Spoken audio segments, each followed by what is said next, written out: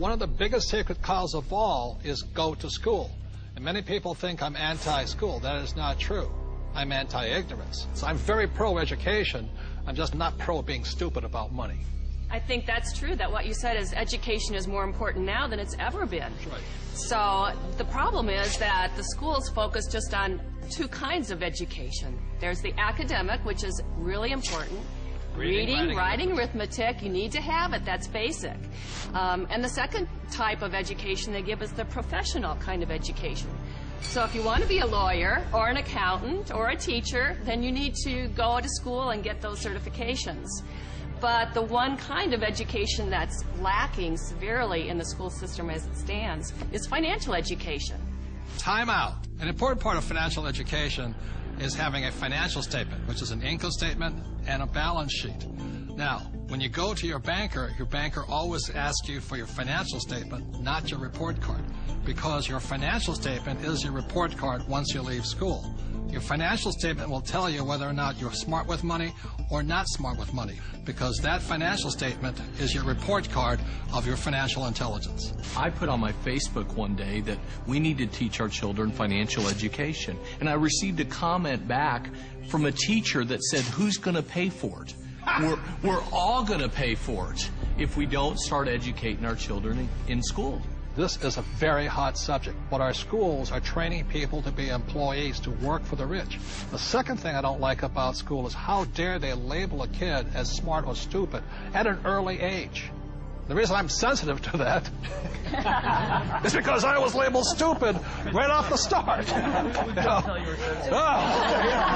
And it wasn't that I was stupid. I was bored, and I was not interested, and there was none of the subjects I wanted, and nobody could tell me how I was going to use calculus. I kept asking my teacher, how am I going to use calculus? They couldn't tell me. Are they training to be an employee, or are they training to be street smarts? See, my poor dad was school smart, my rich dad was street smart, and I'd rather be street smart today. Well, there's a total lack of practical education is really what you're talking about. And I found that. I'm an accountant. I have a master's degree. And you're an A student, right? And I'm an A student. We'll forgive you. So, thank you. But when I went to school, the only financial education I got was specific to my profession. Okay, there was no general financial education. I could have gone all through, gotten a master's degree, got a PhD in my field without any specific financial education about how to handle myself once I got out of school. Right. And people say to me, well, I learned economics in school.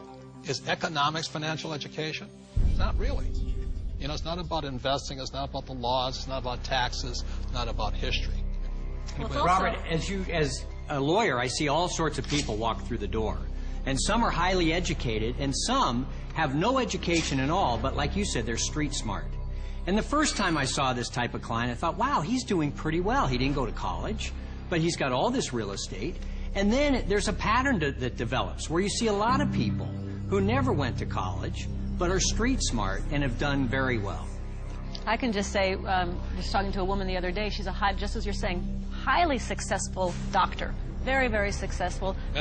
Medical doctor, very smart in so many ways, but when we were talking, she finally looked at me and she said, oh my God, she goes, I have not a clue about my money. She's 45 years old, not a clue. And you think that because they're successful, they know something about money. But so many people don't, because so many of us haven't had the education. School puts us in a culture of dependence. We depend on three things. We depend on a corporation to take care of us, or we depend on government to take care of us, and the scary one, I think, is we depend on institutions. You know, the people we run our 401ks to take care of us. Stock market. And we put ourselves, we rob ourselves of the independence to think freely as entrepreneurs or investors, and we just become dependent on those three entities, and it's brutal. And Mr. Maloney, you never finished school, did you?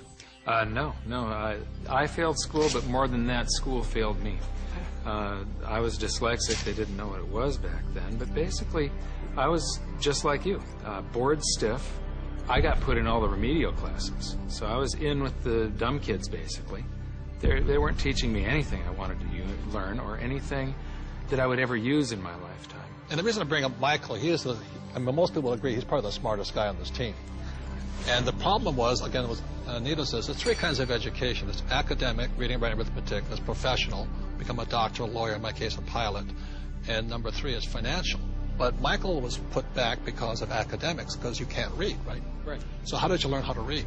Oh, well, Apple came out with OS X at the beginning of the last decade, and you can just select text and hit a button and the computer reads to you. Most people don't know it's built into the operating system. But more, I developed a passion for global finance and economics, and monetary history especially. And passion drives you. Now we can't shut them up anymore. So I'm going to blame Apple for that. School is a solo game. I didn't do well in school. I did very well in sports. And in sports, you learn to compete. You learn to deal with pressure, teams, goals. And school is more so individually. I'm competing against everybody, and teamwork is cheating in school. Some of us cheated better than others. And I'll just say last thing about school and money, which is a sacred cow. One of the things that really upsets me about schools and money is this. In America, schools are based upon real estate tax. In other words, if you come from a rich neighborhood, the real estate tax pays for better schools. If you're from a poor neighborhood, you get less money. So anytime somebody tells me schooling is about being fair, that is, when I look at the number side of it, is if you're poor, you're getting the worst possible education. And to me, that is cruelty. So how does a person learn about money? How does a person increase their financial intelligence? This diagram, called the cone of learning, provides some interesting clues. The cone of learning was created by an educational researcher named Mr. Dale in 1969. And what he found is that the worst way to learn is by reading or listening to a lecture. And the best way to learn is at the top, which is simulations or games, and then doing the real thing. The interesting thing is my poor dad, who was good at school, thought that reading and lecture was the best way to learn.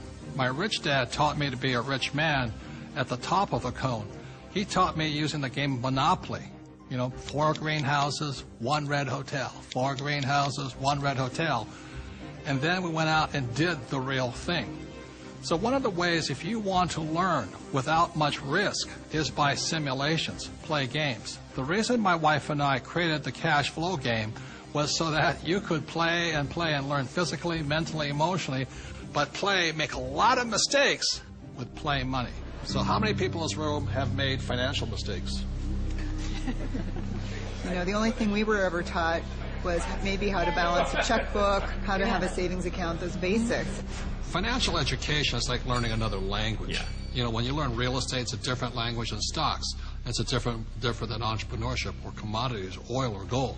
I say this all the time in Mexico. If you learn English, you can do business with the whole world. When you learn to speak the language of money, it opens up a whole new world. Yeah. And unfortunately, in our school systems, we don't teach the language of money. We teach people the language of becoming a doctor, lawyer, or an employee.